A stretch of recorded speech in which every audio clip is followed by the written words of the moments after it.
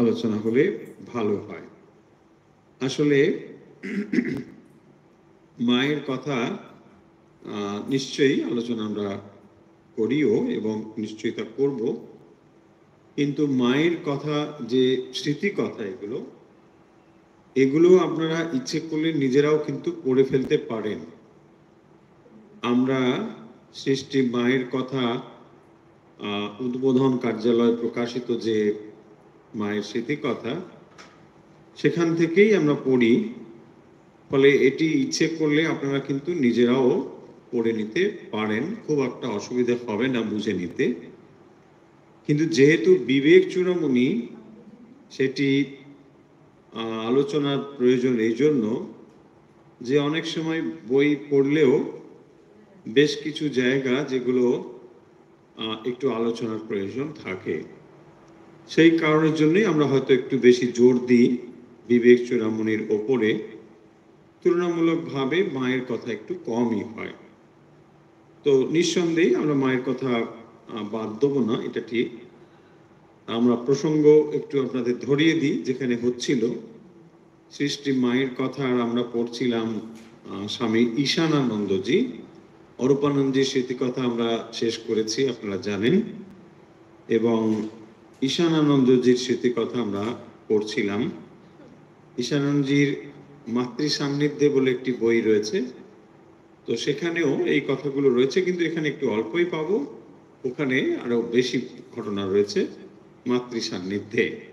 যারা আরো পড়তে চান তাহলে মাতৃ সান্নিধ্য পড়ে নেবেন। স্বামী ঈশানানন্দজির মাতৃ সান্নিধ্যে বলে একটি বই রয়েছে, তারই বেশ কিছু অংশ এখানে পাবো। তবে এখানে যেহেতু তিনি মাতৃ সান্নিধ্যে যে ঘটনাগুলো রয়েছে সেগুলো অনেকটাই রিপিটেশনও রয়েছে বেশ কিছু, সেগুলোকে বাদ দিয়েই এখানে খুব সম্ভব রাখা হয়েছে, কারণ রিপিটেশন অংশগুলো অন্য স্মৃতিকথার মধ্যে হয়তো পেটে যাব, বা যে জীবনীর উপাদান অর্থাৎ শ্রীমা সারদা দেবী যে বইটি, গম্ভীর মহারাজের যে বইটি স্বামী গম্ভীরানন্দজি, সেখানে কিন্তু ওখান থেকে অনেক উপাদান রয়েছে, ফলে সেই বইটিও বেশ ভালো এবং প্রামাণিক তো বটেই।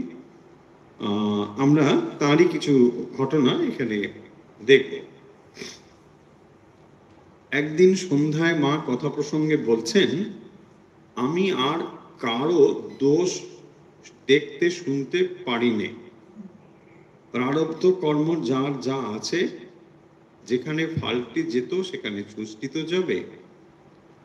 আমার কাছে ড্যাশের দোষের কথা বললে তখন এরা সব কোথায় ছিল? তো তার মানে এখানে যে কথা বলছেন যে আমি আর কারো দোষ দেখতে শুনতে পারিনি বাবা। কেউ মায়ের কাছে এসে, এখানে বলাই হয়েছে উৎস রয়েছে একটি নাম, ড্যাশের দোষের কথা বললে, তো তার দোষের কথা এখানে এসে মায়ের কাছে বলেছে, তখন এরা সব কোথায় ছিল?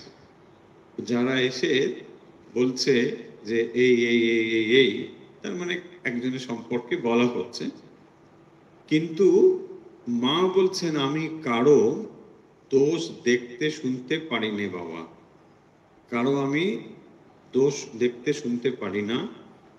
তার কারণ সৃষ্টি মা একদিক থেকে যেমন বলছেন যে দোষ দেখা কারোর উচিত নয়, দোষ দেখবে নিজের, কথা যেমন তিনি বলেছেন, তার মানে অপরের দোষ দেখতে দেখতে এমন একটি অবস্থা হয় যে সর্বদাই মানুষ দেখবে দোষটাই তার আগে চোখে পড়ে।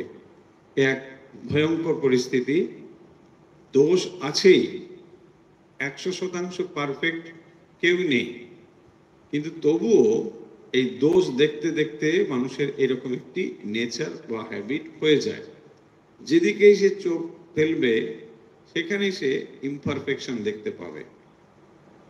এটা জেনেও মা যে এটা জানেন না তা নয়, এটা তিনি জানেন, কিন্তু তবুও তিনি যেহেতু মা, তাই তিনি এই দোষ বলছেন যে আমি এরকম কারোর দোষ দেখতে পারি না। দেখুন, দোষ দেখা যার কাজ তাকে সেটা দেখতে হবে, যিনি শিক্ষক মহাশয়, ধরুন ছাত্র, তিনি যদি মনে করেন যে আমি কারো দোষ দেখব না, সব পাস, সেটাও যথার্থ নয়। কিন্তু এখানে তিনি মা, তাই তার এরকম সবার যদি তিনি দোষ দেখেন, তাহলে সন্তানরা যাবে কোথায়? সেই কারণের জন্য ক্ষেত্র নিশ্চয়ই বিবেচনা করে দেখতে হবে। আর এই দোষ দেখার পেছনে যেটি রয়েছে, আসলে এটি হলো একটি প্রচ্ছন্ন অহংকারেরই পরিচয়। কারণ ভেতরে যখনই এই জিনিসটি বলছি তোমার এই দোষ, তার মানে আমি উল্টো করে এটা বলতে চাই যে আমার কিন্তু এই দোষটা নেই। এই একটি যে অহংকার ভেতরে, এটাই হচ্ছে তার একরকম প্রকাশ। অথচ তাকে বললে বলবে না না না, এরকম না, আমার কোনো অহংকারই নেই। এটাই অহংকারের একটা বড় জায়গা। যাই হোক, সেসব ব্যাপার। এখানে মা যেটি বলছেন যে আমি কারো দোষ দেখতে শুনতে পারিনি বাবা। অর্থাৎ যখন তিনি মাতৃ স্নেহ দিয়ে সবাইকে ভালোবাসছেন, সবাইকে ভালো হওয়ার সুযোগ দিচ্ছেন, মা যদি তখন এই দোষগুলো বলেন, দোষ তো আছেই এবং সে দোষ যে করেছে সে তো জানে হয়তো, কিন্তু মা যদি এই কথাগুলো বলেন, তাহলে সে যাবে কোথায়? অর্থাৎ মা জেনেও তাকে সংশোধনের একটা সুযোগ হয়তো দিচ্ছেন। আবার বলছেন প্রারব্ধ কর্ম যার যা আছে। আমরা প্রারব্ধ কর্ম অন্যত্র আলোচনা করেছি, আপনারা নিশ্চয়ই তা শুনে থাকবেন, যে প্রারব্ধ ক্রিয়মান এবং সঞ্চিত। অর্থাৎ যে কাজগুলো আমরা করে চলেছি, সেই কাজগুলোর একটা অংশ ফল দিতে শুরু করে, আর বাকিগুলো থাকে ভবিষ্যতের জন্য। তাই একটিকে আমরা বলছি সঞ্চিত, মানে এটা রয়েছে, আর একটা ফল দেওয়া শুরু করেছে। যেটা ফল দেওয়া শুরু করেছে তাকে বলা হয় প্রারব্ধ, শুরু হয়ে গেছে। বাকি অংশগুলো ওখানে রয়েছে। দেখুন, যারা কর্ম থিওরি দিয়ে এটাকে বলেন বা কর্মতত্ত্ব, তারা এটাকে আমরা যে বলি ভাগ্য, এই ভাগ্য মানে আসলে যেটা আমরা আগে করেছি ওই কাজটি যখন ফল দিতে শুরু করে তাকে আমরা ভাগ্য বলি, যে ভাগ্যে ছিল। ভাগ্য মানে এখানে আর কর্মর দিক থেকে দেখলে অন্য কিছু নয়।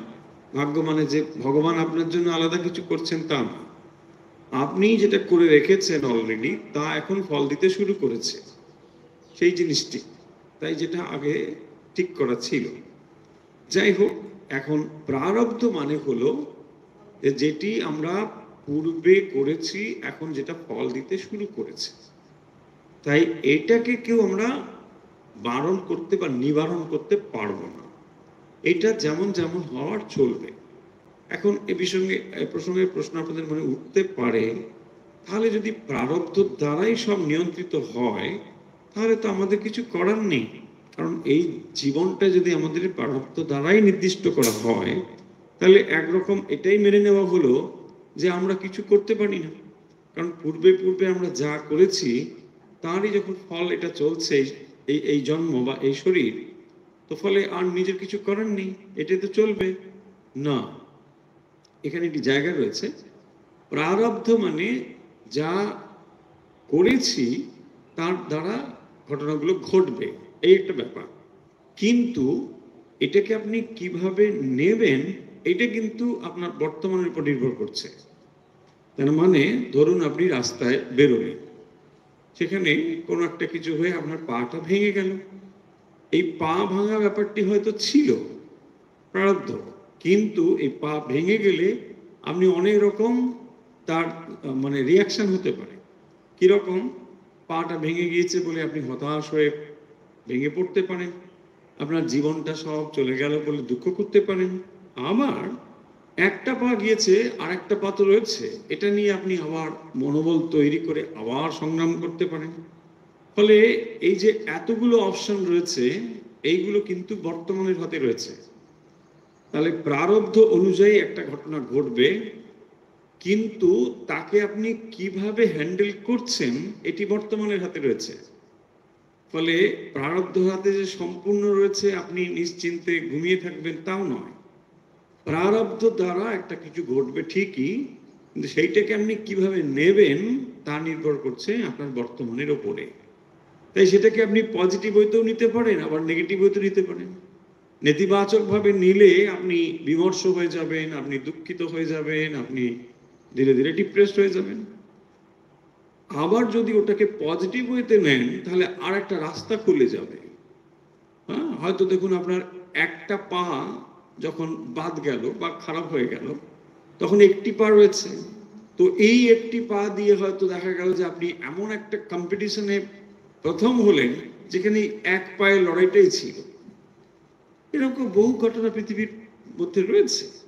ফলে এটা সম্ভব। প্রসঙ্গত এই কথাটি বলা হলো, এটা খুব বিস্তারিতভাবে বলার জায়গা এখানে নয়। বলছেন প্রারব্ধ কর্ম যার যা আছে এটা হবে। মা তার মানে কি বলছেন না, প্রারব্ধটাকে সমর্থন করছেন, অর্থাৎ যে জিনিসটি ঘটবার সেটা ঘটবে, কিন্তু এবারে এর থেকে সে কিভাবে এটাকে রিয়াক্ট করবে এটা কিন্তু নির্ভর করছে তার নিজের উপরে। পরিষ্কার আমরা আশা করি বুঝতে পারলাম।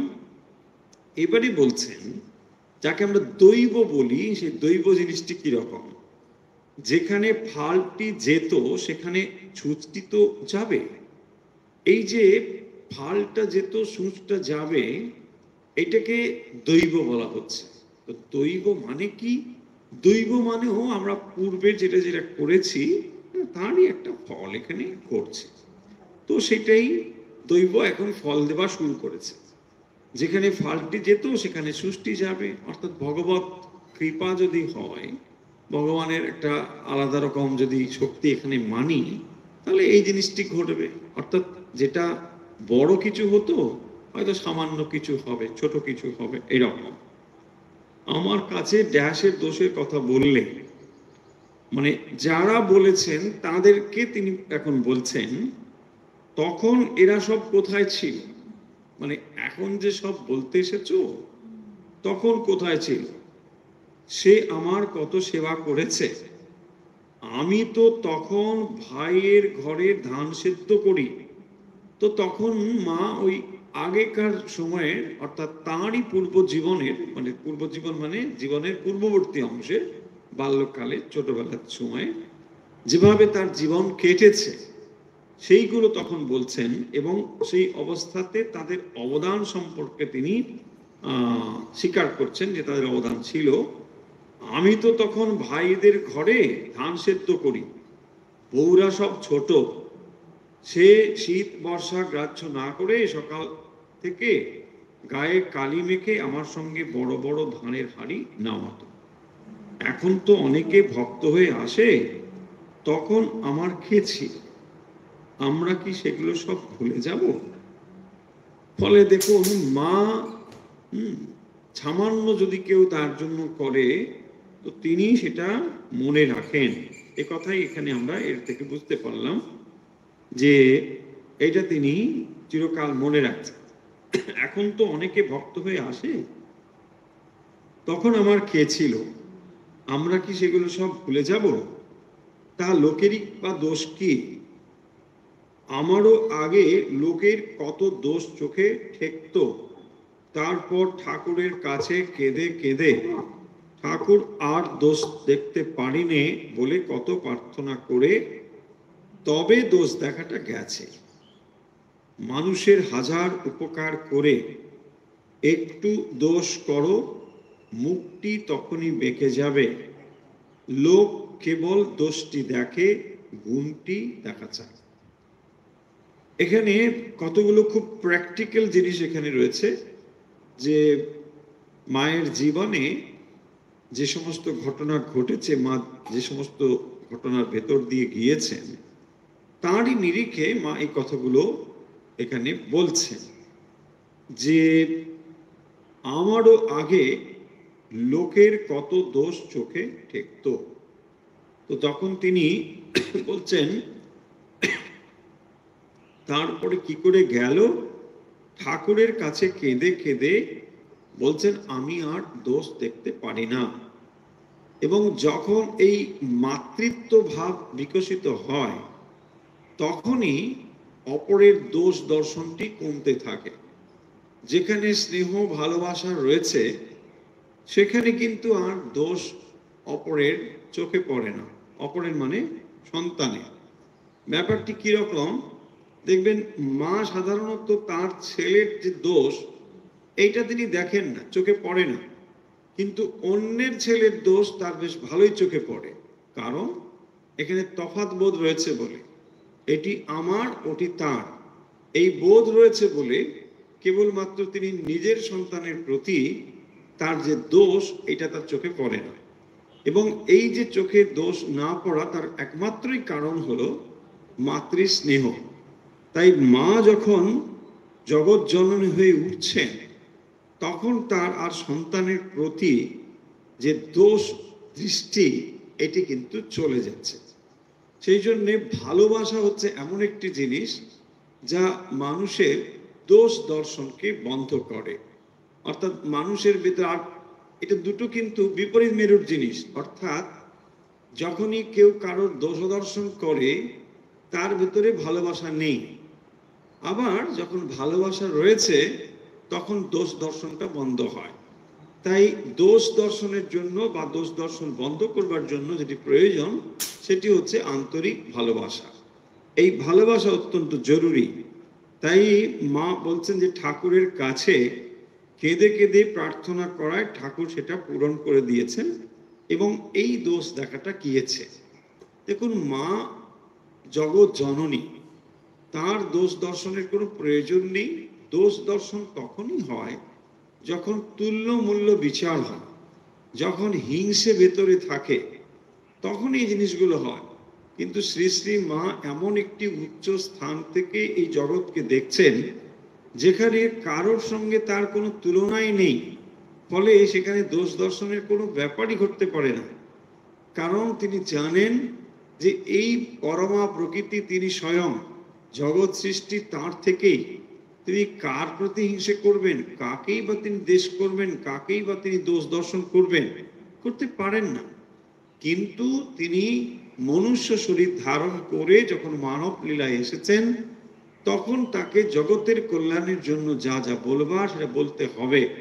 অর্থাৎ এই আদর্শটি তিনি দেখাচ্ছেন যে যাতে করে আমরা সাধারণ মানুষ এটা শিখতে পারি, জানতে পারি। তাই তিনি বলছেন যে ঠাকুরের কাছে কেঁদে কেঁদে এই প্রার্থনা করেছিলাম। এবং তার মানে এটি তিনি মানে মানে পরোক্ষভাবে এটি আমাদের কাছে বলছেন যে তোমরাও যদি মনে করো যে এই দোষ দর্শন তোমাদের ভেতরে হচ্ছে, তাহলে ঠাকুরের কাছে কেঁদে কেঁদে প্রার্থনা করলে এটা যেতে পারে। মা ঠাকুরের কাছে প্রার্থনা করে অপরের যে দোষ দেখা এটি গিয়েছে বলে এখানে তিনি বলছেন।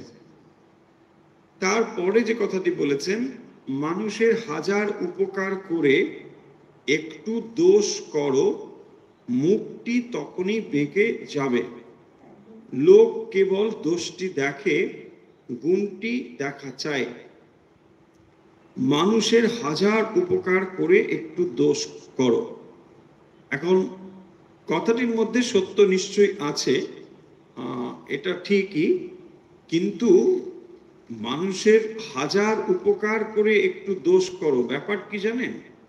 যার উপকার করবার স্বভাব তিনি চিরকাল উপকার করে যাবেন, আর এই মুখ বেঁকে যাবে কি করে যাবে এইটা বড় কথা না। সত্যি সত্যি দেখবেন, সেই জন্য ঠাকুরও বলছেন যে দেখো, মানুষের জন্য যদি তুই করিস ভালো, সে তোর এই ভালোটা মনে রাখবে না, একটু খারাপটাই যে মনে রাখবে।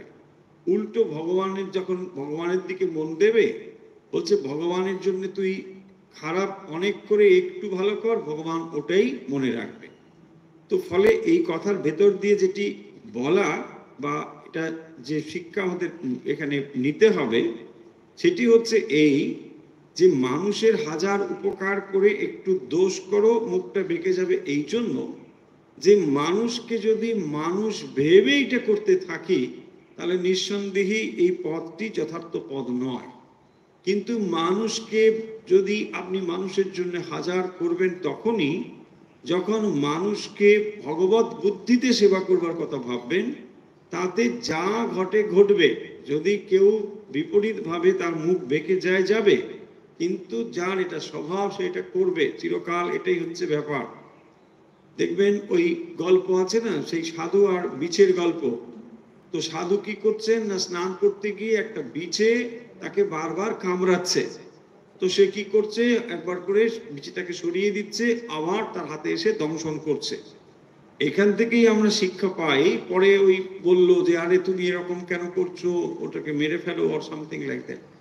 তখন বলছে যে না, ব্যাপারটা হচ্ছে যার যেটা স্বভাব এটা সে করবে। ঠিকই তো, মানুষের হাজার উপকার করো, একটু দোষ করো, মুখটা বেঁকে যাবে, ঠিক করবে। কিন্তু যার যেটা স্বভাব সে ছাড়তে পারবে না। যেটা যার স্বভাব সে কিন্তু এটা করবে।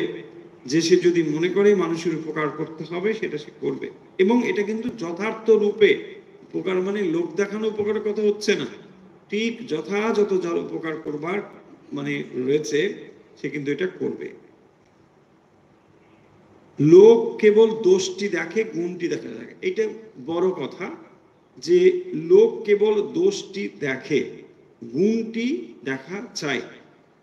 সাধারণ ক্ষেত্রে মানুষের এটাই ব্যাপার যে মানুষের উপকার করলে যে তারপরে কি হয় না, একটা যদি কোথাও কিছু হয় ব্যাস তার মুখটা যাবে বেঁকে। তাই মা বলছেন লোক কেবল দোষটি দেখে, গুণটি দেখা চায়। তো মানুষের গুণ দেখাটা একটা বড় গুণ। মানুষের গুণ দেখা অত্যন্ত বড় গুণ। যিনি গুণী কেবল তিনি অপরের গুণ দেখতে পারেন, তা না হলে সর্বদাই তার দোষ চোখে পড়বে। কারণ একটি গুণ অর্জন করতে গেলে যে মানে পরিশ্রমের প্রয়োজন হয় বা যে সতর্কতার প্রয়োজন হয়, এটি যদি কেউ বোঝেন তখনই তিনি অন্যের গুণের প্রশংসা না করে পারবেন না। আর যথার্থ যদি তিনি গুণী হন, তা না হলে তার ভেতরে ওই হিংসা ইত্যাদি এগুলো প্রবলভাবে থাকবে। তাই গুণ দেখা একটা বড় গুণ, অপরের মধ্যে যে গুণ রয়েছে, এবং এই অপরের ভেতরে গুণ দর্শন করতে করতে নিজের ভেতরেও সেই গুণ এসে হাজির হবে। অর্থাৎ অপরের মধ্যে যদি সামান্যতম গুণ থাকে, সেই সামান্যতম গুণের যদি প্রশংসা কেউ করেন, যেমন তার অপরের উপকার হবে তার নিজের উপকার হবে, কারণ ওই গুণগুলো তার ভেতরেও এসে হাজির হবে। মোটামুটি এইখানে এই কথাগুলো হয়েছে। আমরা আগেই বলেছি যে ঈশানানন্দজির যে স্মৃতি কথাগুলো, এগুলো টুকরো টুকরো ঘটনা, বিভিন্ন ঘটনা এখানে টুকরো টুকরো এগুলো দেওয়া হয়েছে। কিন্তু ওই বইটিতে যদি আপনারা পড়েন, অর্থাৎ মাতৃ সান্নিধ্যে, সেখানে এক একটা করে হেডলাইন করে এগুলো দেওয়া হয়েছে। জয়রামবাটিতে একদিন মহাপুরুষদের সেবকগণের দুর্বুদ্ধি প্রসঙ্গে মা বললেন, দেখো সেবাপরত একটা আছে বটে, যে সেবা করতে করতে অধিকার পেয়ে অহং বুদ্ধি বেড়ে গেলে তখন পুতুলের মতো নাচাতে চায়। এটি হলো একটি প্রসঙ্গ। মহাপুরুষদের সেবকগণের দুর্বুদ্ধি প্রসঙ্গে মা বললেন সেবা অপরাধ একটা আছে বটে।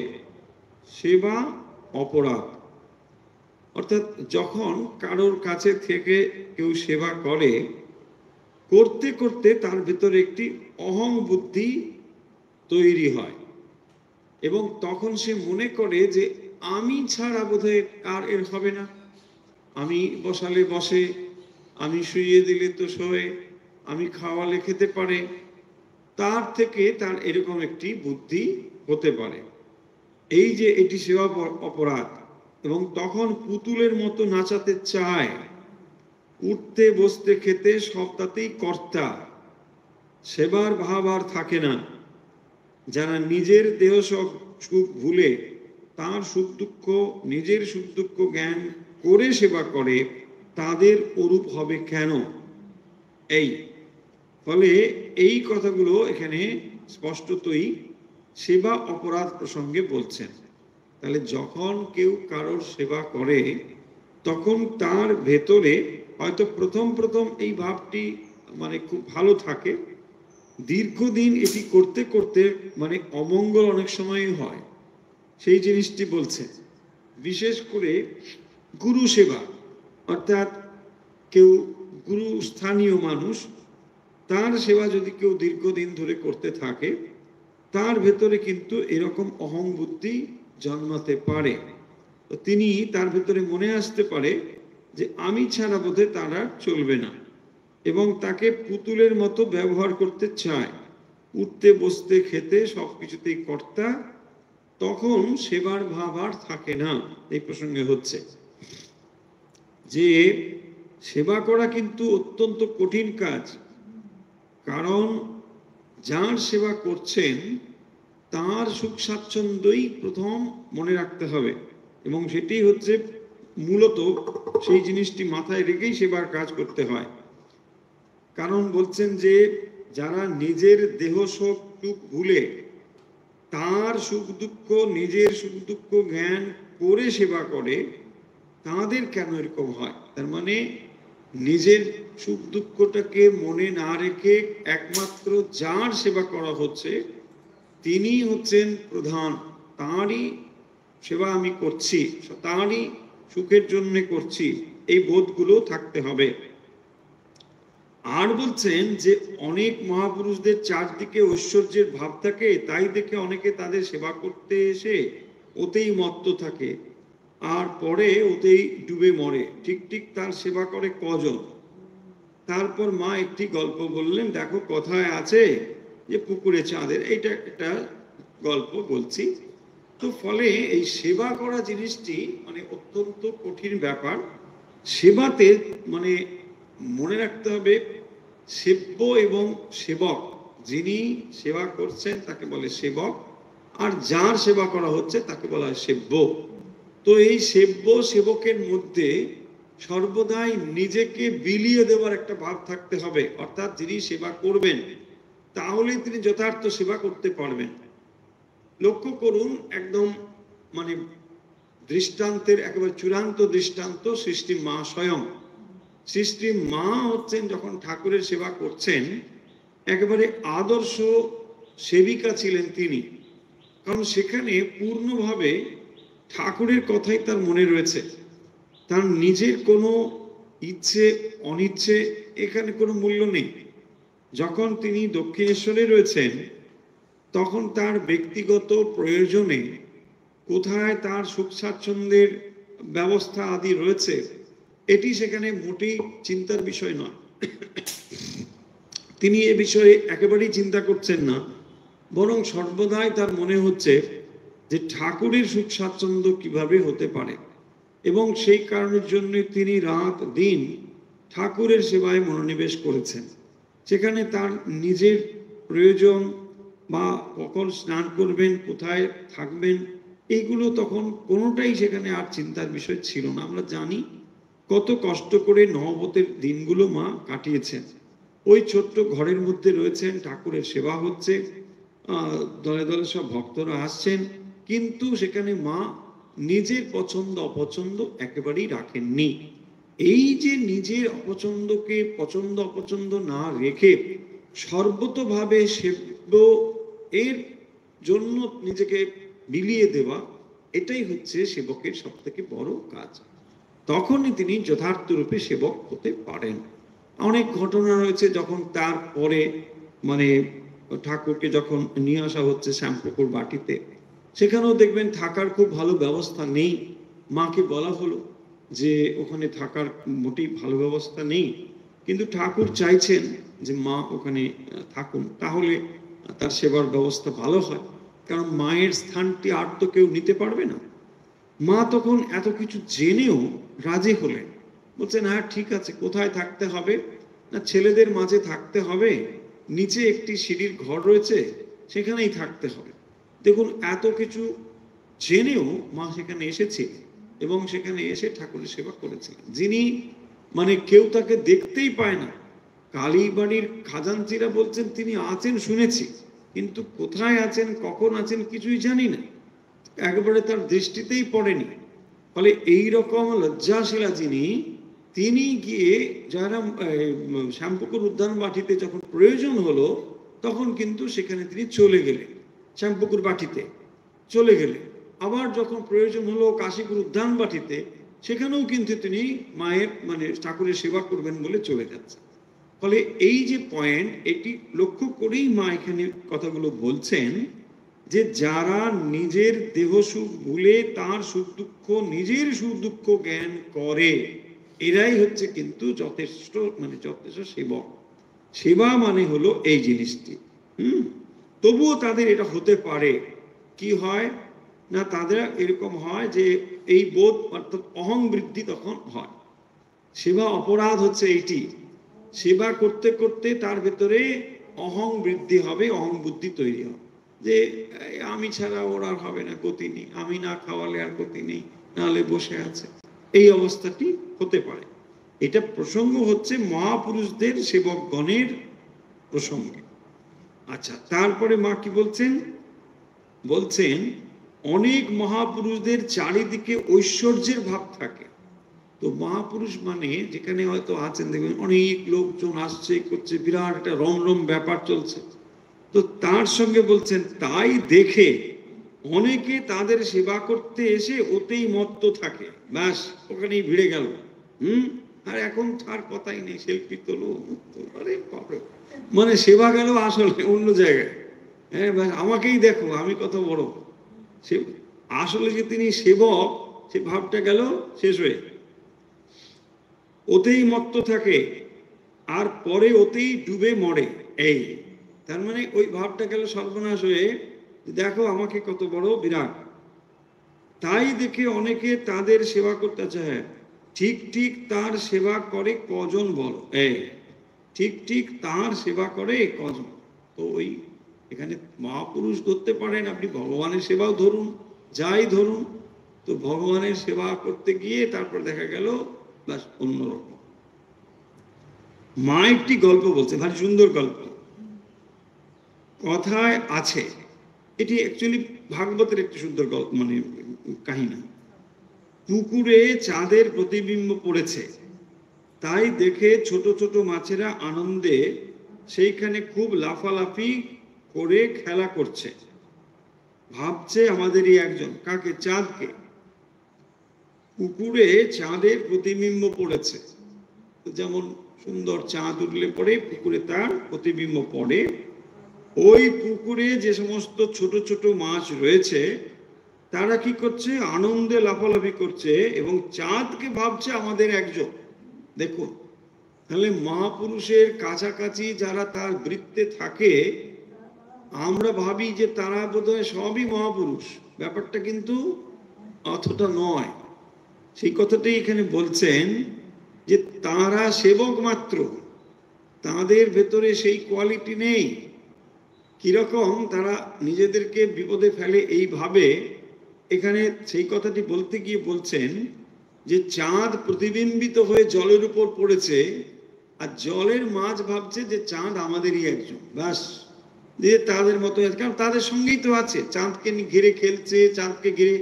কিন্তু যখন চাঁদ একদিন ডুবে যায়, তখন যেই অন্ধকার, সেই অন্ধকারটা বুঝতে পারে। এটাই বলছেন যে কিন্তু যখন চাঁদ অস্ত গেল, তখন তাদের সেই পূর্ব অবস্থা, লাফালাফির পর অবসাদ এলো, কিছুই বুঝতে পারলে না।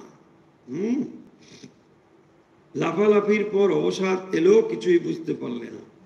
আমি বলিলাম, কেদার মহারাজ বলেন যে গুরুর কাছে বেশি দিন থাকতে নেই। গুরুর অলৌকিক আচরণ দেখে অনেক সময় শিষ্যের নাকি ভক্তি শ্রদ্ধা কমে যায়।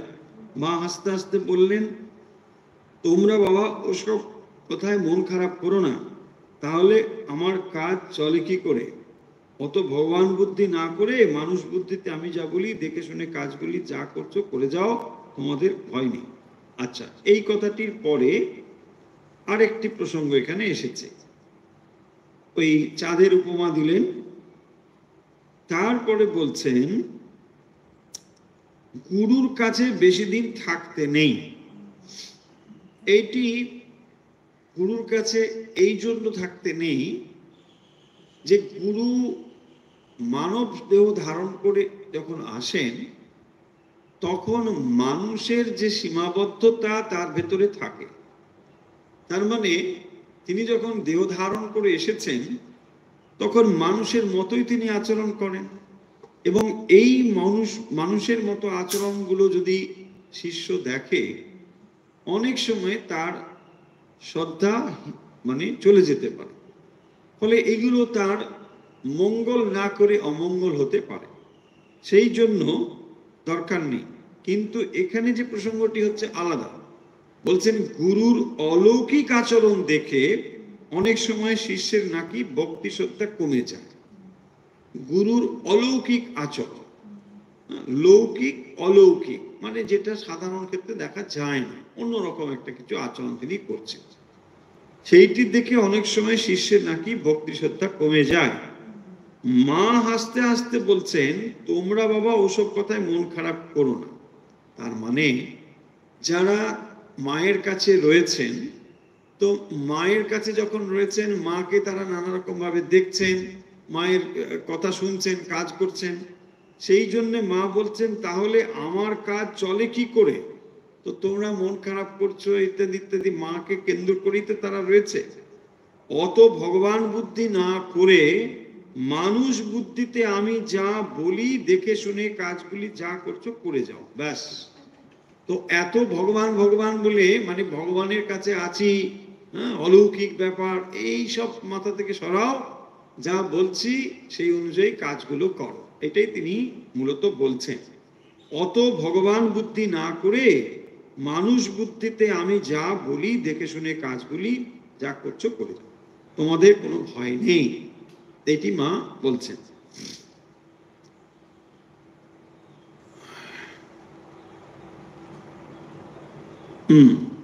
তাহলে আজকে আমরা যে প্রসঙ্গগুলো এই দুটো বিষয়ে পড়লাম, একটু সামাপ করে নিই, তাহলে বুঝতে পারবো, পরের অংশে যাব।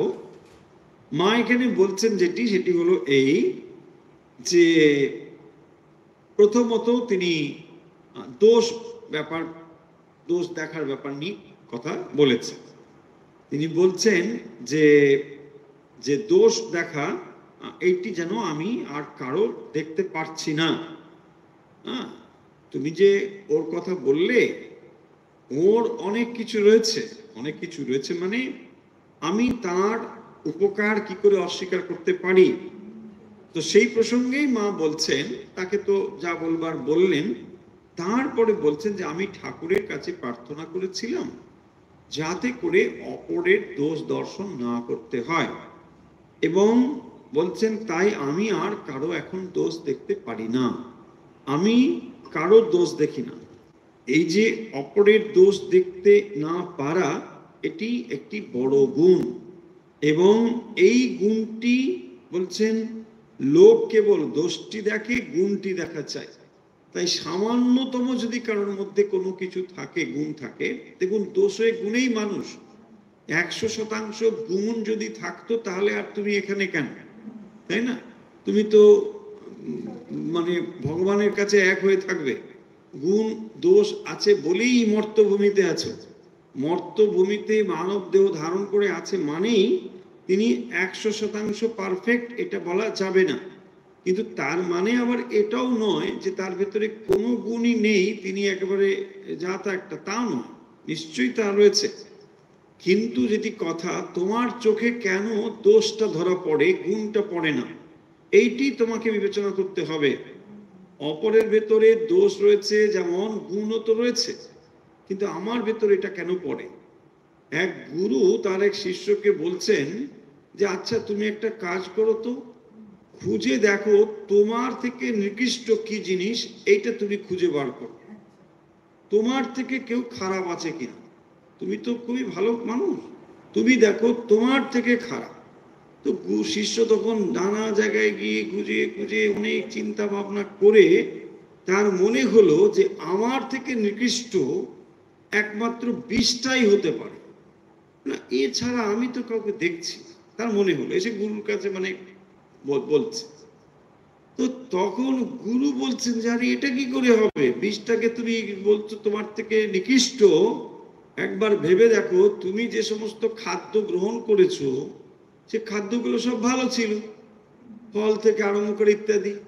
তো বিষ্ঠায় পরিণত কে করেছে, তুমিই করেছো। তো তোমার দ্বারাই যা বিষ্ঠায় পরিণত হয়েছে, তুমি তাদেরকে নিকৃষ্ট বলে তুমি উৎকৃষ্ট ভাবছো কি করে? তখন বলে তাই তো এটা তো হতে পারে না। তো তখন তিনি বলতেন, দেখো তুমি নিজেকে তার থেকে উৎকৃষ্ট বলে তুমি তাকে নিকৃষ্ট করছো, এটা যথার্থ নয়। তখনই মানে শিষ্যের এই যে অহংবোধটা ভাঙলো। তখন তিনি বুঝতে পারলেন যে সত্যি তো আমার ভেতরে এই অহংবোধ এখনো যায়নি বলেই আমি আমার দ্বারা কৃত কোনো কিছুকে আমি এখনো নিকৃষ্ট বলে ভাবছি। তারপরে তার যথার্থ জ্ঞান হলো, তিনি বুঝতে পারলেন যে না, গুরু কি বলছে। এই হচ্ছে ব্যাপার। ঠিক এখানেও একই রকম জিনিস, যে যে অপরের দোষ দেখা নয়, অপরের গুণ দেখা। তাই অপরের গুণ দেখাও একটি বড় গুণ। এরপরে যে দুটো কথা এসেছে সেটি হচ্ছে মহাপুরুষদের সেবক এবং সেবা অপরাধ। তো মহাপুরুষদের সেবকরা যারা মহাপুরুষদের সেবা টেবা করেন, অনেক সময় তাদের মধ্যে এই ধরনের সেবাপরাধ হয় কি, অহং বুদ্ধি তৈরি হয়। মনে ভাবতে থাকে বেশ কিছুদিন করতে করতে যে আমি সেবা না করলে তার হবে না, আমি যেমন যেমন বলি তিনি তেমন তেমন করেন, তিনি তেমন তেমন চলেন। এইটি করতে করতে তার ভেতরে একটা অপরাধ হয়, তাকে বলা হয় সেবা অপরাধ। এটি যথার্থ নয়। এবং যিনি সেবা করেন তাকে এইগুলো ভুলতে হয়। কি ভুলতে হয়? দেহ সুখ ভুলতে হয়, তার সুখ দুঃখ নিজের সুখ দুঃখ বলে বোধ করতে হয়, অর্থাৎ তারতেই তার মন প্রাণ সমর্পণ করতে হয়। এভাবেই একমাত্র কেউ সেবক হয়ে উঠতে পারে। তাহলে ভক্তরাও কিন্তু ভগবানের সেবক। তাহলে ভগবানের সেবা করবার জন্য তার মন প্রাণ সমর্পণ করতে হয়। যদি তিনি যথাযথভাবে সেবক হয়ে উঠতে চান, সর্বদাই তাকে মনে রাখতে হবে তার থেকে যাকে তিনি সেবা করছেন, সেব্য, এটি হচ্ছে তার প্রাধান্য। সর্বদাই তাকে সামনে এটা রাখতে হবে। এই কথা সেখানে আলোচনা হয়েছে। তার প্রসঙ্গে মা ওই প্রতিবিম্বর কথা বলেছেন যে চাঁদের আলো এসে পড়েছে জলের ওপরে, সেখানে মাছগুলো খেলা করছিল এবং মাছগুলো মনে করলো যে এই চাঁদ আমাদেরই একজন। কিন্তু যখন চাঁদ অস্তমিত হলো তখন মাছ বুঝতে পারলো যে এরা আমাদের কেউ ছিল না। ঠিক তাই, অর্থাৎ মহাপুরুষের পরিমণ্ডলের কাছাকাছি থাকলেই সব মহাপুরুষ হয়ে যায় না। অর্থাৎ তার ভেতরে যে গুণাবলীর সঞ্চার হয়েছে, তিনি যেভাবে অগ্রসর হয়েছে, তার কাছাকাছি কেবল সান্নিধ্য লাভ করলেই বা কাছাকাছি এলেই সেটা হয়ে গেল, তা অনেক সময় হয় না। এই ব্যাপারগুলো এখানে আলোচনা করা হয়েছে। আচ্ছা, এরপরে আমরা এর পরের অংশটি পড়ছি। একদিন ভক্তদের অনেকগুলি পত্র আসিয়াছে, সন্ধ্যার সময় মাকে পড়িয়া শুনাইলাম। তো মায়ের এটা একটা কাজই ছিল যে তিনি সন্ধ্যের সময় বসতেন আর সেবকরা তার চিঠিপত্র নিয়ে পড়ে শোনাতেন, মা সেটা শুনতেন। পত্র শুনিয়া মা বলিতেছেন, কত রকম ছেলেরা কত কি ইচ্ছে লিখেছে দেখলে? কেউ বলছে এত করে প্রার্থনা জপ ধ্যান করছি, কিছুই হচ্ছে না। কেউ বা সংসারে নানা অশান্তি অনটন রোগ শোকের কথা লিখছে, আর এসব শুনতে পারিনি। ঠাকুরকে বলি, ঠাকুর এদের ইহকাল পরকাল তুমি রক্ষা করো। আমি মা হয়ে আর কি বলবো? কজন তাকে ঠিক ঠিক চায়? সে ব্যাকুলতা কোথায়? এত তো ভক্তি আগ্রহ, এদিকে সামান্য একটু ভোগ্যবস্তু পেলেই সন্তুষ্ট। বলে আহা তার কি দয়া। বলে রাধু কেমন আছে? আমার মন ভেজাবার জন্য রাধুর খোঁজ আগে। আমি চোখ বুঝলে রাধুর দিকে কেউ ফিরেও চাইবে না। নবাসনের বৌদিদি বলিতেছেন, মা আপনার তো সব ছেলে সমান, যে বিয়ে করার মতামত চেয়েছে তাকে আপনি অনুমতি দিচ্ছেন। আচ্ছা, এটা একটা অন্য প্রসঙ্গ, আগের প্রসঙ্গটা হয়ে যাক, তারপরে এই প্রসঙ্গে আসছি। মা এখন প্রত্যেক দিন মোটামুটি এরকমই চিঠি থাকলে সেবকরা কি করতেন, মাকে চিঠি পড়ে শোনাতেন। আর যা যা মা মন্তব্য করতেন মোটামুটি সেই ভাবটি ঠিক রেখে এরা একটা সুন্দর করে চিঠি লিখে দিতেন, এই হচ্ছে কাজ। এভাবেই উত্তরটা মানে ভক্তের কাছে পৌঁছতো। মা চিঠি শুনে বলছেন, একেবারে কোট করে এখানে লেখা হয়েছে, কত রকম ছেলেরা কত কি ইচ্ছে লিখেছে দেখলে। কেউ বলছে এত করে প্রার্থনা জপ ধ্যান করছি কিছুই হচ্ছে। এই যে এত করে প্রার্থনা জপ ধ্যান করছি, এই কথার ভেতরেই আসলে ফাঁকি রয়েছে। যথার্থ রূপে প্রার্থনা যদি কেউ করে আন্তরিক, তাহলে তার ভেতরে এই বোধ হবে যে নিশ্চয়ই তার প্রার্থনা কোথাও না কোথাও পৌঁছচ্ছে। যদি প্রার্থনার ভেতরে গভীরতা থাকে এবং জপ ধ্যানের মধ্যে সত্যি সত্যি আন্তরিকতা থাকে, তাহলে কিছুই হচ্ছে না এটা হতে পারে না। নিশ্চয়ই তার মনের ভেতর থেকে সে সাড়া পাবে। হ্যাঁ, নিশ্চয়ই এখনো তার পথ বাকি থাকতে পারে, কিন্তু কিছুই হচ্ছে না এটা হতে পারে না। আবার কেউ বা সংসারে নানা অশান্তি অনটন রোগ শোকের কথা লিখেছে। তার মানে যে চিঠিগুলো মায়ের কাছে এসেছে সেইগুলোরই একটা একটা একটা সারাংশ এখানে যেন আমরা দেখতে পাচ্ছি। কেউ লিখছেন জপ ধ্যান এসব হচ্ছে না, এসব লিখেছে কিছুই হচ্ছে না। আমার সংসারে অশান্তি অনটন রোগ শোকের কথা লিখেছে, আর এসব শুনতে পারি না। ঠাকুরকে বলি এদের ইহকাল পরকাল তুমি রক্ষে করো। ঠাকুর তুমি রক্ষা করো, ইহকাল পরকাল আমি আর এসব শুনতে পাচ্ছি। তার মানে এই কথাই বেশি পরিমাণেই রয়েছে। তার মানে যে কথা, যে অশান্তি কেন হয়, রোগ শোক কেন হয়, যে দীক্ষা নিয়ে গিয়েছে, যে উপদেশ তিনি দান করেছেন, সেইগুলোকে যদি আমরা যথার্থ রূপে মন দিতে পারি, তাহলেই এখান থেকে আমরা মানে ঠিক ঠিক উত্তরণের রাস্তাটি খুঁজে পাবো, সমাধান খুঁজে পাবো। আর তা না হলে এই যে অশান্তি অনটন রোগ শোক, এগুলো মাকে লিখে কি লাভ আছে? কোনো প্রয়োজন নেই এগুলো।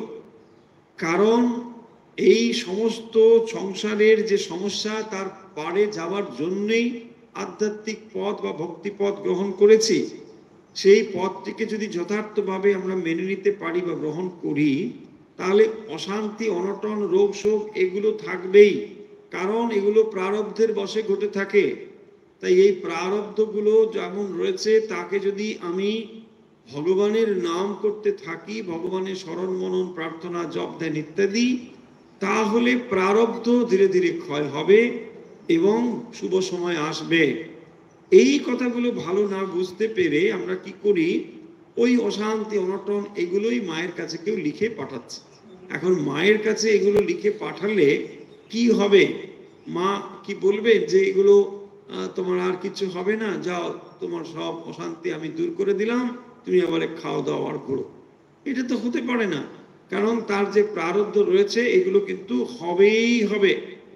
ফলে এগুলোকে কেউ খণ্ডাতে পারবে না। কিন্তু যদি কেউ ভগবানে মন দেয়, মা বলছেন যেখানে ফাল যেত সেখানে চুষটা যাবে। এই তার মানে ভগবানে মন দিতে হবে। তাই তিনি বলছেন এসব আর শুনতে পারি না, ঠাকুরের কাছে বলছি ইহকাল পরকাল তুমি রক্ষা করো। আমি মা হয়ে আর কি বলবো? কজন তাকে ঠিক ঠিক চায়? এই যে এখানে বলছেন কজন তাকে ঠিক ঠিক চায়, সে ব্যাকুলতা কোথায়? এইটি হচ্ছে আসল ব্যাপার। তার মানে যখনই আমরা অশান্তি অনটন এইসব বলছি, বুঝতে হবে আমরা সমস্যার মূল জায়গাটা বুঝতে পারছি না। নিশ্চয়ই সংসারে অনটন সমস্যা রয়েছে, কিন্তু এইটি দুটি স্তর মনে রাখতে হবে। একটি হলো জাগতিক বিষয়, আর একটি হলো পারমার্থিক বিষয়। তো যখন পারমার্থিক বিষয়ের সমাধান মা দিয়েছেন বা গুরু দিয়েছেন, তো গুরু তাকে নিশ্চয়ই জাগতিক বিষয়ের জন্য উপদেশ দান করেননি। তো সেই সমাধানের জন্য গুরুকে বিব্রত করার কোনো মানে হয় না। গুরুর কাছে গিয়ে যদি আমি বলি আমার ভাড়াটে উঠছে না, একটু দেখবেন, তাহলে গুরু মানে এর থেকে আর দুর্ভাগ্যের কিছু নেই, তাই না? ঠিক সেই রকম জিনিসগুলো যে যিনি পরমার্থ দিতে পারেন, পরম জ্ঞান যিনি দিতে পারেন তার কাছে গিয়ে এই কথাগুলো বলা হচ্ছে ঠিক ওই ধরনের অর্থ। তাই মা বলছেন যে কজন তাকে ঠিক ঠিক চায়, ভগবানকে চায় কজন। হ্যাঁ, আমরা অধিকাংশ মানুষই ভগবানের কাছে চাই। সেইটাই দেখবেন, নাতির এটা হয়ে যাক, এটা হয়ে যাক, আমার এটা হয়ে যাক, ঠিক মতো চাকরিটা হয়ে যাক, স্বাস্থ্যটা ভালো থাকুক। মানে ভগবান যেন আপনার লিস্ট, মানে একদম, আর লিস্ট শেষও নেই। যদিও দেখবেন প্রত্যেকবারই আমরা বলি ভগবান এই কিন্তু আমার লাস্ট লিস্ট, এরপরে আর লিস্ট কিন্তু বড় হবে না, একবারে শেষ, এইটা পূরণ করে দাও, তাই না?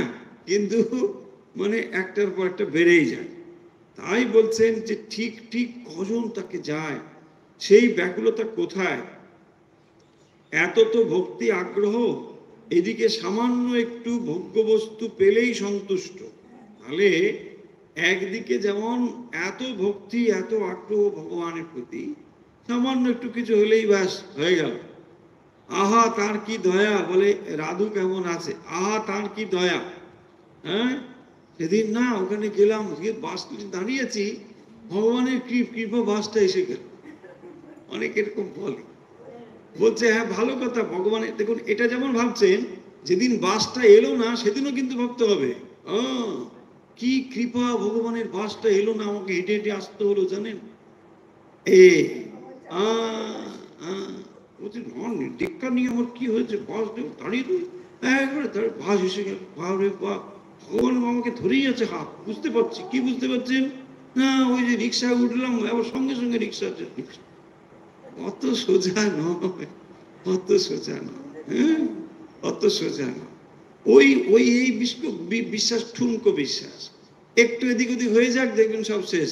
তারপর যেদিন বাসটা এলো না, হ্যাঁ সেদিন বুঝছি না কিছু একটা মানে হচ্ছে, বাস এই সব মানুষের। সেইটাই মা এখানে বলছেন যে সামান্য একটু কিছু হলেই সন্তুষ্ট, মানে ওই বাস এসে গেল, খুব সুন্দর। তারপরে কথাটি বলেছে খুব মারাত্মক, বলছেন বলে রাধু কেমন আছে। হ্যাঁ দেখুন এইসব কি মজা, মানে মাকেও এসব সহ্য করতে হচ্ছে। বলছেন রাধু কেমন আছে, আমার মন ভেজাবার জন্য রাধুর খোঁজ আগে। হ্যাঁ দেখলেন যে মা খুব রাধুকে ভালোবাসে, বলে মাকে যদি, আচ্ছা মা কে ভাই, মা তো মহামায়া, মা কি মানে সামান্য সাধারণ ভেবেছ? তো মহামায়াকে তুমি এরকম করে ভুল বুঝিয়ে দিতে পারবে? রাধুর খবর নিচ্ছে আর মা বুঝতে পারবে না? মা কি একেবারে কিছুই বোঝেন না?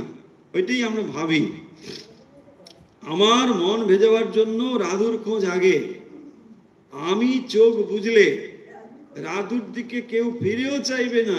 দেখুন, হ্যাঁ বলছে হা হা কি ভালো, কি ভালো, আপনি কি ভালো, অমুক ভালো, তমুক ভালো, আপনার এই ভালো, কি খবর, তাই না?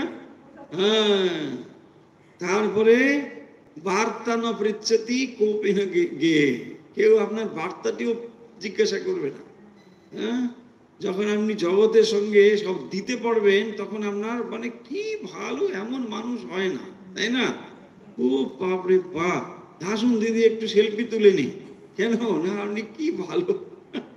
তারপরে যে একদিন কিছু হবে না দেখবেন ব্যাস বলছে না না না, খুব খুবই বাজে, কিছু বলতাম না, আমি জানি সব, খুব বাজে। দেখুন মানুষের মানে একটু এদিকে, এইটাই মা বলছেন যে আমাদের মনের অবস্থাটা কিরকম সেটি বলছে। আমি চোখ বুঝলে রাধুর দিকে কেউ ফিরেও চাইবে না। হ্যাঁ একদম, সেই জন্য মা মানে যাতে খুশি হবে তাই মায়ের পছন্দের যেটি যেটি সেইগুলি খবর নিচ্ছে। আরে বাবু এসব এত বাহানা কি দরকার, তোমার পরিষ্কার কথাটি বলো। ফলে মা যে এটা বুঝবেন না এটা নয়, এই হচ্ছে ব্যাপার। ফলে মাকে, যিনি মহা মায়া, তাকে তুমি যা তা করে ভুল বুঝিয়ে আসল নিয়ে নেবে, এটা হতে পারে। নবাসনের বৌদি বলছেন মা আপনার তো সব ছেলে সমান। আচ্ছা, এখানে এই প্রসঙ্গটি হয়েছে, যে বিয়ে করবার মতামত চেয়েছে তাকে আপনি অনুমতি দিচ্ছেন, আর যে সংসার ত্যাগ করতে চায় তাকে সেই মতো ত্যাগের প্রশংসা করে উপদেশ দিচ্ছেন। আপনার তো উচিত যেটি ভালো সেই পথেই সকলকে নিয়ে যাওয়া। মা বলছেন, যার ভোগ বাসনা প্রবল, আমি নিষেধ করলেই কি সে শুনবে? আর যে বহু স্বীকৃতি বলে, এইসব মায়ার খেলা বুঝতে পেরে তাকেই একমাত্র সার ভেবেছে, তাকে একটু সাহায্য করব না?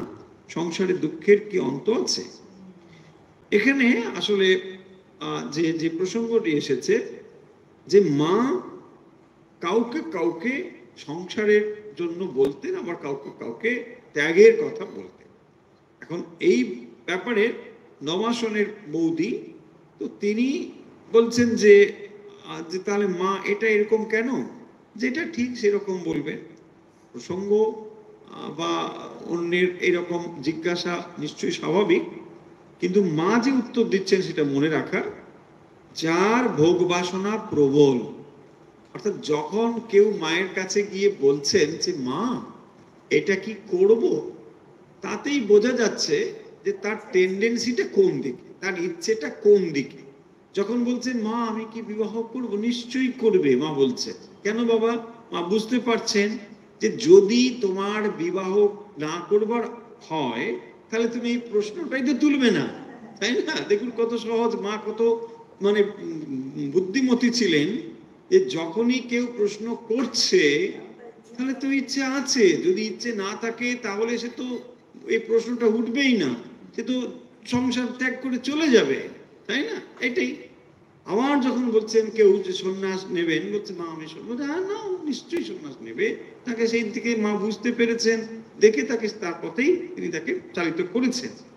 তারপরে তিনি বলছেন, এইসব মায়ার খেলা বুঝতে পেরে তাকেই একমাত্র সার ভেবেছে, তাকে একটু সাহায্য করব না? বলে যে এইটা বুঝতে পেরেছে যে না এই এই এই সত্য নয়, এটা মায়ার খেলা, ফলে আমাকে ঈশ্বরেই মন দিতে হবে, এইটি যে উপলব্ধি করেছে, বুঝেছে, মা তাকে ইন্সপিরেশন দিয়েছে, হ্যাঁ নিশ্চয়ই তাই করো। কারণ আসল জিনিসটি হচ্ছে এই সংসারের মধ্যে ঘুরপাক খেয়ে ডুবে হবেটা কি? কিন্তু যদি কারোর ভেতরে এই প্রবল সংস্কারগুলো থাকে, প্রবল ইচ্ছেগুলো থাকে, মা সেটা বুঝতে পারেন। তাই যখন কেউ এই প্রশ্ন করে তার থেকে তিনি এটা বুঝতে পারেন এবং তাকে সেইভাবেই তার উপদেশ দান করেন। এইটি এখানে তিনি বলেছেন। তাহলে আজকে আমরা কথা শেষ করব। কথাগুলো ছিল ছোট্ট ছোট্ট, কিন্তু বেশ অনেক ভালো ভালো কথা এর মধ্যে রয়েছে। কথা ভালো মানে যেখানে বলা হচ্ছে যে আমি কারো দোষ দেখতে পারি না, এটি একটি বড় উপদেশ মায়ের জীবনেও বটে, যে দোষ যদি দেখতে হয় নিজের দোষ দেখবে, সব সময় নিজের দোষ দেখতে শিখতে হয়, এবং এই নিজের দোষ দেখতে পারাটা মহাপুরুষের লক্ষণ। কেবল নিজের দোষ দেখা, অপরের গুণ আর নিজের দোষ দেখা, কারো যদি সামান্যতম গুণ থাকে সেই গুণকে বড় করে দেখা, অনেক বড় করে তাকে দেখা মাত্রই সেই জিনিসটি বলা, তার কাছে এটি প্রশংসা করা, কেবল তাকে মানে তার মন জুগিয়ে বলার জন্য নয়, কিন্তু সত্যি সত্যি সেটা মন থেকে সেটা বলা। অনেকে আছেন আমার মানে এরকম করতে থাকেন, দেখবেন যারা ডেল কার্নেগির বই পড়েছেন সেখানেও এরকম বেশ কিছু টিপস দেওয়া হয়েছে। ডেল কার্নেগি তিনি বলছেন যে মানুষের সঙ্গে যখন ব্যবহার করবে মানে প্রশংসা, কিন্তু ওই প্রশংসা চালাকি প্রশংসা, এটা কিন্তু এখানে সেরকম নয়, এখানে মন থেকে, এবং আপনি ওই গুণটা পছন্দ করেন বলেই। হ্যাঁ, সেই ডেল কার্নেগির উপদেশ এটা কিন্তু নয়, মনে রাখতে হবে। তো এই ব্যাপার। আর বলছেন যে আমি ঠাকুরের কাছে প্রার্থনা করেছি কারো দোষ দেখতে যাতে না হয় কেঁদে কেঁদে। তারপরে যেটা বলা হচ্ছে মহাপুরুষের সেবা প্রসঙ্গে, কারোর যদি সেবা করতে হয় সবসময় মনে রাখতে হবে যে সেখানে সেব্য এবং সেবক, যিনি সেবক সেবা করছেন আর যার সেবা করছেন সেব্য, তার প্রতি তিনি যেন নিবেদিত প্রাণ হন, তার নিজের ইচ্ছে ভালো মন্দ দেহসুখ ইত্যাদি এগুলোকে বিসর্জন দিতে হয়। কারণ তিনি চাইছেন এখন একটু আরাম করে ঘুমোবেন, হয়তো দেখা যাবে তাকে রাত্রি জাগতে হবে ওই সেবা করবার জন্য, তাহলে আগে এটাই করতে হবে, এটাই হচ্ছে তার নিজের সুখগুলোকে বিসর্জন দিতে হবে। যিনি এগুলো করতে পারেন তিনি যথার্থ সেবক হয়ে উঠতে পারেন। ফলে এই কথাগুলো এখানে বলেছেন। এবং তারপরে যেটি বলেছেন যে অহং বুদ্ধির মানে যদি তার তৈরি হয়, অর্থাৎ এই সেবা করতে করতে প্রথমের দিকে হয়তো ভাব ভালো থাকে, ধীরে ধীরে তার ভিতরে এরকম একটি অহং বুদ্ধির সঞ্চার হতে পারে যে আমি না করলে তার এটা হয় না। দেখুন কিরকম কিরকম হলো আপনারা নিশ্চয়ই বুঝতে পারবেন। যখন আমরা ঠাকুরের জীবনে দেখেছি, ভাগ্নে হিদু এসেছে, হিদু তার এত সেবা করেছে, কিন্তু তারপরে তিনি এটাও বলেছেন যে দেখো আমি না হলে না তোমার এইসব বেরিয়ে যেত। হ্যাঁ, এইসব বলেছে। হ্যাঁ, এত লম্বা লম্বা যে সব কথা বলছো, আমি তোমাকে খাইয়ে পড়িয়ে কত সুন্দর যত্ন করে রাখি বলে, ওরে কার সঙ্গে কি বলো, তাই না? যিনি স্বয়ং ভগবান, তার সঙ্গে এই কথা। ফলে এটা হয় কি করে, অনেক সময় থাকতে থাকতে এটা হয়। তো সেইটি ঘটেছিল। দেখুন ঠাকুরও এটা স্বীকার করেছেন যে ও আমাকে এত সেবা করেছে যা অন্য কেউ করতে পারবে না। আবার ও এত কষ্ট দিয়েছে যে কি আমি মানে দেহত্যাগ করতে গিয়েছিলাম, ফলে এই ব্যাপারগুলোও আছে। তো এই হচ্ছে ব্যাপার, এটাকে তিনি বলেছেন সেবা অপরাধ। তো সবসময় এই সেবা অপরাধ জিনিসটি আমাদের মাথায় রেখেই সেবা করা উচিত, এবং অহং বুদ্ধি যাতে বৃদ্ধি না হয় সেই জিনিসটি। তারপরে যেটি বলা হয়েছে সেটি ওই মায়ের ভারী সুন্দর এটি উপমা এখানে বলা হয়েছে যে মহাপুরুষের কাছে থাকলেই সব মহাপুরুষের মতো হয় না, তাই না? অনেক সময় এরকম আমরা হয়তো খুব বড় বড় যারা খুব মহান ব্যক্তি, তার চারিধারে হয়তো অনেকেই সব রয়েছেন, কিন্তু তার কাছেই থাকলেই তার মতো নয়। আমরা অনেক সময় সেরকম বলে খানিকটা প্রত্যাশাও করি যে অমুকের সেবক মানে এটা বিরাট ব্যাপার, কিন্তু আসলে ব্যাপারটা ঠিক তা না। তিনি তার সমকক্ষ আর কেউ হবে না। হ্যাঁ, ওটা তো হয়, এটা আপনি সর্বত্রই আছেন। দেখুন এখানে যেমন মহাপুরুষও আছেন, যেখানে ক্ষমতা নিয়ে কাজ হয় সেখানেও এটা রয়েছে। ধরুন রাজনৈতিক লোকজন যেখানে আছে, ক্ষমতা নিয়ে থাকে, তো তার অলিন্দে কাছে কাছে একটু যদি থাকে কিছুই নয়, হয়তো দেখবেন সে যেখানে থাকে তার বাড়ির পাশের থেকে দূরে একটা বলি ওরে বাবা উনি তো প্রধানমন্ত্রী, কোনো ব্যাপার নয়, তো আমি রোজই দেখি এটা দিয়ে হাঁটতে চাই। মানে ব্যাপার হচ্ছে তিনি প্রধানমন্ত্রী, সব সমান হয়ে গেল, ভাবটা খালি এরকম। আসলে ব্যাপারটা কিন্তু তা না। সেইটাকেই বোঝাচ্ছেন এই জিনিসটি দিয়ে, যে চাঁদের প্রতিবিম্ব এসে জলে পড়েছে আর মাছগুলো ভাবছে যে চাঁদ আমাদেরই মতো, কিন্তু আসলে সেটা না, তাই না? তখন সে কখন বোঝা যায়? অস্তমিত হলে। চাঁদ যখন অস্তমিত হয় তখন মাছ বুঝতে পারে যে কি শক্তিধর পুরুষের কাছে আমরা ছিলাম। সেইটি হচ্ছে ব্যাপার। যাই হোক, এই একটি উপমা মা সুন্দর এখানে দিয়েছেন। তারপরে যে কথাটি হয়েছে সেটি হচ্ছে মূলত চিঠিপত্র বিষয়ে, যে যে চিঠি মানে ব্যাপারগুলো এসেছে, মা সেই চিঠি ভক্তদের পাঠানো চিঠি, সেখানে তিনি বলছেন যে এরকম ঠিক ঠিক ব্যাকুলতা কজনেরই বা হয়, আর ব্যাকুলতা মানে কোথায়, কেবল খালি সামান্য ভোগ্যবস্তু পেলেই সন্তুষ্ট, এইসব কথাগুলো হয়েছে। একেবারে অবশেষে আমরা যে অংশটি পড়লাম সেখানে বলছেন যে মা কাউকে ত্যাগের কথা বলেন, আবার কাউকে বা সংসারের মধ্যে যেতে বলেন। কেন এটা বলেন? এটা এই জন্য বলেন যে মা যার ভেতরে যেটা দেখতে পান, তিনি যার ভেতরে দেখতে পান যে তাকে একটু ত্যাগের কথা বললে তার ভেতরে এই ত্যাগ মহিমা উদ্দীপিত হবে, তখন তাকে তিনি সেই দিকেই প্রেরণা দেন। এবং বলছেন যে সংসারে দুঃখের কি আর অন্ত আছে, তাকে তিনি তার মানে ত্যাগের মহিমাটা বুঝিয়ে দেন, এবং তার ফলে সে ত্যাগের পথটুকু নিতে পারেন। এই ছিল আজকের আমাদের মায়ের কথা। স্বামী ঈশানানন্দজির স্মৃতি কথা থেকে আমরা মায়ের কথা আজকে পড়লাম। চলুন তাহলে আজ মায়ের কথা এখানে শেষ করছি।